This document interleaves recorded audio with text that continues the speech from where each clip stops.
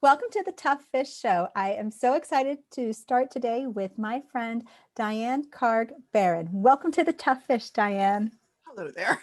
I am so excited to have you here. This is so exciting. So, one of the things I think is absolutely awesome about what you do is that you do wire working. And that's kind of where we're going to end up talking about your planner, your book, toward the latter part of this conversation. But could we start with your passion for wire working? Where did that come from? Well, it didn't originally start off as a passion. My original passion was actually collecting rocks.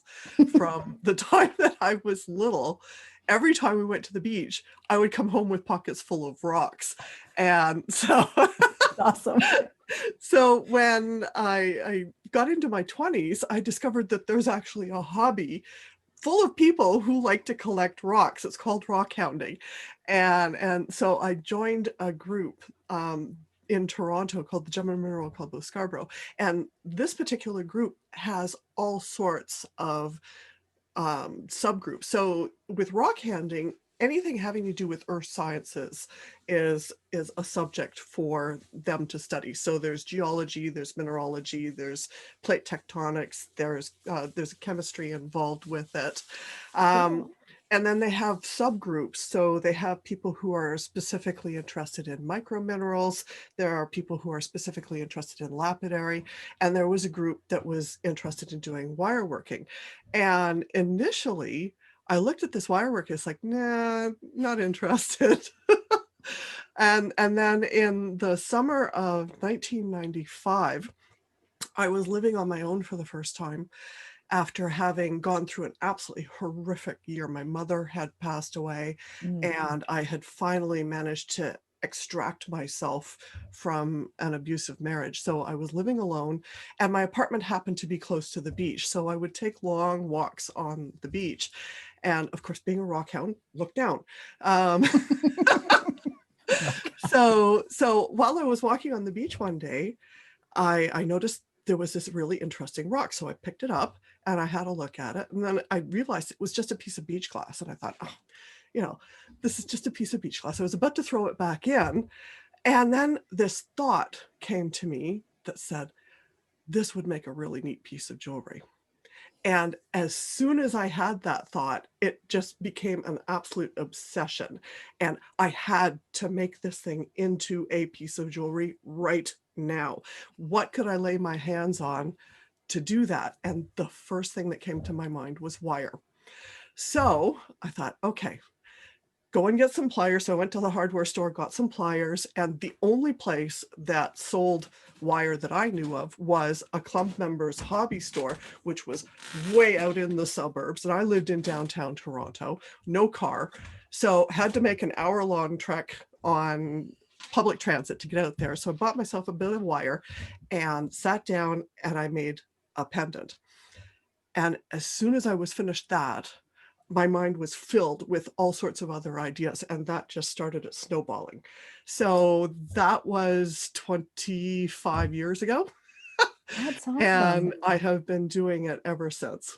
That is awesome. And speaking of wire and sounds like custom type pieces in some ways, you're wearing one. And in the podcast, I know you can't see this, but please go look at the YouTube channel because this pendant is stunning. It's a gorgeous angel. And I love angels. I am a big fan of angels. They kind of are all over our house in different spots. And so talk to me about that particular piece because it's just gorgeous. Well, in the last 2 years now, I have been much more focused on a meditative practice. And that's one of the things that came out of the COVID lockdown now, is that I have gotten back into doing a very regular meditation practice. And so I have this wonderful stash of stones that I've been collecting over the years, and these are various gemstones and things. And I thought, okay, well, what can I do with this that's going to be unusual? And I thought, I love angels as well, and am interested in how they influence our lives. And I thought, okay, well, that would be a nice way of connecting with that energy. So I take a look at the stones that I have and I put them together according to their energies and then build angels. So this was the very first one, and it was for me, and I'm now making a collection of them. Oh, that's amazing. That I love that. I love the thoughtfulness that goes into each piece, but I'm sure that it's that type of thoughtfulness, that type of connection isn't not necessarily something that just happens with just the angel pieces, that that every single piece that you create or that you teach, they're in that same mindset, that thoughtfulness, that connection, that story element to it. Yeah, yeah. There is always a story behind every single piece that I make. And so um, when I'm thinking about the piece, I'm thinking about the person who is eventually going to buy this piece. And in my head, I've got this image of they're going to walk into wherever it is that this is available for sale, look at it and say, that one's for me. Yep, exactly, exactly. And so I know that, so part of the business is the custom pieces, but Yes. also part of your business has been teaching. It's been a part of helping newbies, raw newbies, if you will, or even experienced wire workers to figure out how to grow their craft, grow their talent and their love just by following tips and guidance from you. But it's not even tips, it's real, it's teaching, but with that thoughtful connection kind of process. If that is, am I overstating No, you're right. I it? mean, it really is about a creative journey, right? So, I mean, I have always looked at what I'm doing as being a creative journey. So from the moment of having this piece come into my life, this piece of beach glass into my life, to now, there have been twists and turns and ups and downs, and so I recognize that that's a big part of expressing your creativity. So, um, in my own experience, like I've had really good experiences and I've had really bad experiences and things that have hit me really hard. I would not wish on anybody else to have somebody say some of the things that people have said to me. Um, so and I have always driven to do really, really nice work. So my original objection to wire working was that it looked a little bit crude to my eye. Like it wasn't a polished form of jewelry to my eye, at least not the stuff that I was looking at.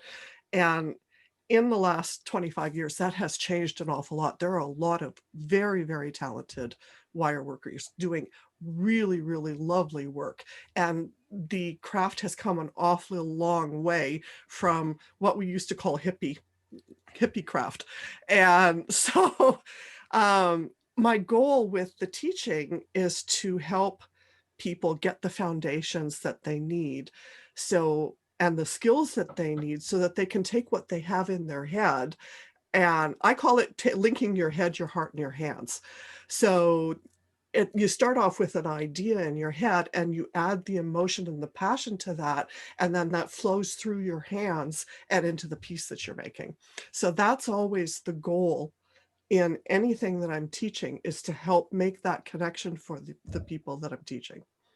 But just the way you describe that, to me, I can see so many corollaries. You could say that about as an entrepreneur with your business, by the idea that's in your head, and it has to connect with your heart, because then it feels authentic. You're able to talk about it, you're able to embrace it and be passionate about it, but then it comes through in your output, whatever that output is. Or as a writer, the same thought process I can feel in that too. So that lends itself to the name of your business. I love the name, so please talk about that and how it came about too. Well, I call the business, the teaching side of my business, the Tao of Wire. And again, that links into the whole idea that it's a journey. And so everything is very step by step. You start off with the very basic tools and the very basic techniques, and you build the skills from there. And it goes from newbie to very advanced work. That's amazing. I think that is I think that that is absolutely incredible to be able to teach at the various levels and and be able to have an output that is of such a high caliber that you help to create. I think that that's just amazing. So what I would like to do is talk to you a little bit about your book, Okay. your planner coming out that, oh, I'm so excited. So excited for you because it is the Raw Design Challenge Planner. Yes. So talk to me about how did that come about? Well, for many, many years, at least 14 years, I was participating in a weekly design challenge called the Year of Jewelry Project. And the goal of this design challenge was to create one piece of jewelry following a theme every week for a year. And the idea was to create something that made you accountable, that gave you discipline, that ended up with a large collection of work. And it would teach you to live and work through the ebbs and flows of the creative process, because there were some weeks when you have a million different ideas all at once, and then there are other weeks where the design fairy has gone on to vacation and you just like got nothing. So and you work through that process. So over the course of the time that I was doing that, I when I came back to it in August, I was looking at starting up the challenge again for myself in the new year, because it's been a while since I've participated, and I thought, no, I really need something to to give me sort of a jump forward. And I thought, well, I want to create a record of what I'm doing. The one year I participated, it was the year that my second son was born. I took all of the blog posts that I did for that year and I published them in a book. And I found that book while I was cleaning up, and I looked through it and I thought, geez, this is a really interesting record to be able to look back on. And I thought, okay, how do I do that so that I could have that again? And then that developed into having a planner. I use a bullet journal and have been using a bullet journal for several years. So I took this idea of keeping a record in a diary and melding it with a, being able to track what you're doing week to week to week to create this record. And it also helps you to set the goals for yourself for the year and to just help you to stay on track, right? Because that's the hardest thing. Real life happens, and so staying on track can be challenging because I mean, in the one year where I wrote all the blog posts, I was dealing with a toddler and a newborn, and now I'm dealing with teenagers and rotating shifts on a hub for a husband that works rotating shifts. So the thing always kind of blends, and um, it's a challenge sometimes to stay on track of it. So I thought, okay, well, RAW stands for realistic, achievable, and works with your life. So it starts off with goal setting, but you can't set any goals unless you know what's going on with your life. So you take a look at what's going on and where you can fit your challenge into your life, and then set realistic goals based on that. Okay, so if you look at your schedule and you say, okay, I've got X number of hours a week that I can do this, I can dedicate this to this challenge, and then sit down and say, okay, well, this is what I can achieve. So I love the thought that you have put into the user's experience, that person who's bought this planner and the intentionality of how to use it so that it is thoughtful. It is not a planner that you start at maybe you buy it with the intention of, yay, I'll start a planner in January, and then by February you've forgotten about it. It sounds like you've created it with such an intention of being able to continue it through, and that it helps to give you some forgiveness when you need it, because maybe that was a week that was just a little bit too much to try to contend with, or permission to say, hey, it's okay if you only get this one part of this bigger piece done, because it's about the journey. It's about taking that next step versus worrying about, I have to get that outcome done. So I think that that's really amazing that the the space that you're creating for that person, but what did it take for you to create a planner? Like the thought process of how to, how to assemble a planner. I think that that's a wonderful thing to create. Well, I effectively storyboarded it, right? So I sat down and I thought, okay, well, what are the things that I like about my bullet journal? And what are the things that work for me with the bullet journal? And that was, having a monthly calendar, having weekly calendars, having space to be able to write ideas. And then how do I do that so that the person that's coming to this is able to do that as well? So there is a monthly calendar, there is a weekly series of things. And because you have to deal with the ebb and flow of how you're feeling, there's a space for where you can track your mood, right? So today I'm feeling terrific, or today I'm just not feeling it today, I'm just not into it, and then there's a space for some notes, there's a space for you to be able to acknowledge what went well for you during the week, and then again what went well for you at the end of the month or at the end of the quarter, and track your goals that way. And every week has got a space to be able to do some sketching, even if all you're doing is scribbling, and then to be able to take that and track whatever materials you're using. And then after you finish the piece, there's a space to be able to write jot notes or paragraphs about what inspired the piece, what was your thought process while you were going through it. And then there's I put a bit in there for being able to create what I call the gallery card. When you're presenting your work on a website, people want to know the title of the work, the materials you use, the processes you use, and the dimensions. So every one of these pieces has got that space where you can track it.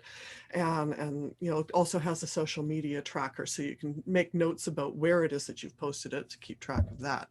So it really is about creating the record and being able to look back on it. So do you encourage your planner user, your designer, to also tell their own story? Absolutely. Absolutely. It's always about telling your own story. So Because each one of the pieces that you make is a little piece of you, right? And it's not just for people who are making jewelry. It's also for people who are doing other kinds of creative work. And I mean, my focus is jewelry, but it wasn't the intention to just have that strictly for jewelry makers. It really is for somebody who does any kind of craft work or any kind of creative work, to be able to follow that challenge. I love that. When I was thinking about the story piece, I would imagine that the planner also has a space for that designer, that creator, that creative, to be able to jot down what was going on about that story, as well as how they felt, or to your point about the material or the gallery card and so forth, that there's that element of saying, how might I talk about this when I do post about it in social, or why Yeah. was this piece important to me to create? Yeah. And so some of those come through because like I follow you on Instagram, and I can tell when they've had custom pieces, you've talked a little bit about why that piece was created, or why a certain design or a style you used was approached that way, because it looks to me like you're showing, when you do that, I feel like there's that emotional connection to the piece from my end. Yeah. So I would imagine that that would also help your creative when they're using the planner as they're writing out their story.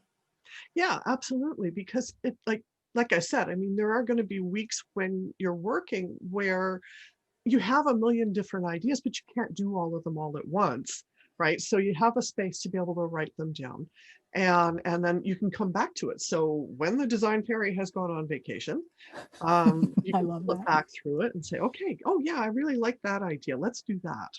You know, so it was really put together with that intention in mind.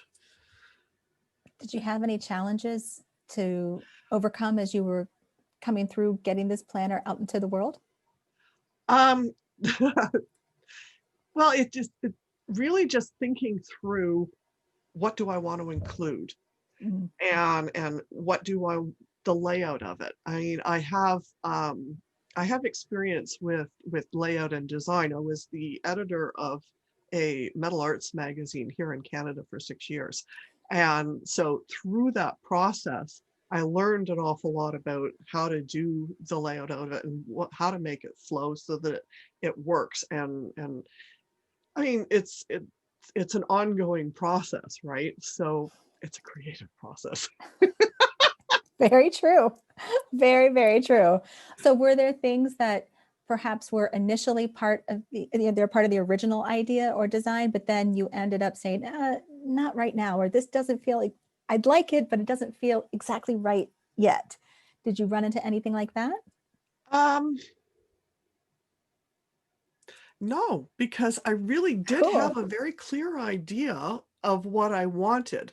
And I think, but now that I have it and I'm looking at it, I can see where I can tweak it going forward, you know. But initially I was very, very clear about what I needed to have, because if I was using it, I would want it to be a certain way. And based on my experience from having participated in the Euro Jewelry Project and listening to what other people were going through, taking some knowledge of all of that and incorporating that into what was helpful for them. So when I did the Your Jewelry Project, there was a weekly video that went out with that. So again, it's a storytelling. And so the storytelling is really a big part of any design challenge. It's not just about making the piece and finishing it. There are a lot of different things that you can get out of a design challenge. You can create a regular time for working on your particular passion.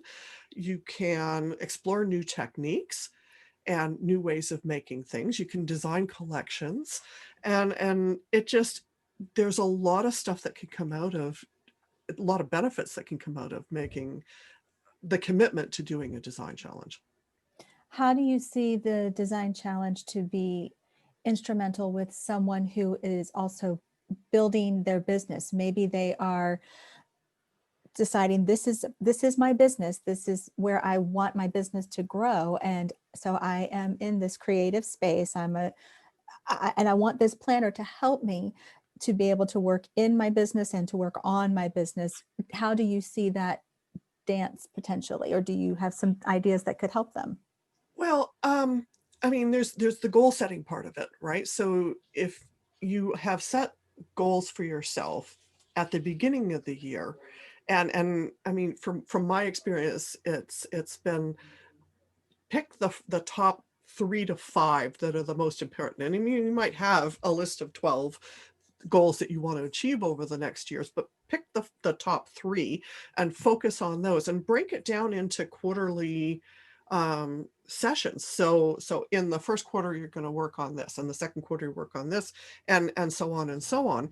And as you achieve your goals, you can always go back and review everything and say, okay, that was good, or that needs tweaking, or at the end of every month, I do this myself in my business. Every single month I sit down and say, okay, what was working, what wasn't working, what can I tweak, and it's an ongoing process that way, and that's included with this. So it gives you the opportunity to just take a pause and take a deep breath and all right, this is where I am right now, and I'm this much further along on the path. What do I need to do next? You're enabling them to embrace and enjoy their journey, their Absolutely. their Tao, If their you are, path. if yeah, it really is about the journey. I think that's absolutely awesome. Dianne, how can listeners connect more with you? Where can they find you? Well, if they are interested in seeing the teaching side of my life, they can go to the taoofwire.com.